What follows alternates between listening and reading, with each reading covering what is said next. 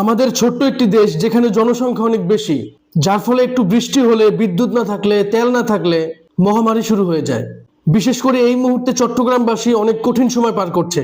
আমরা তাদের জন্য প্রার্থনা করি আল্লাহ তাআলা তাদের কঠিন সময়কে সহজ করে দেন। আগামীকাল সবকিছু ঠিক থাকলে ভারতের কঠিন সময়ে ওডিআই ক্রিকেটে বিরাট কোহলি, রোহিত শর্মা, জাসপ্রীত বুমরারা মাঠে নামবেন। 2026 টি-20 ওয়ার্ল্ড কাপ চ্যাম্পিয়ন হওয়ার পর আইপিএল খেলে এসে আয়ারল্যান্ড এবং ইংল্যান্ডের কাছে হোয়াইট ওয়াশ হওয়া এটা ভারতের জন্য লজ্জার, যার ফলে ভারত যে কোনো মূল্যে ইংল্যান্ডকে ওডিআইতে হারাতে চাইবে। অন্যদিকে ইংল্যান্ড ক্রিকেটও বেশ কঠিন সময় পার করছে।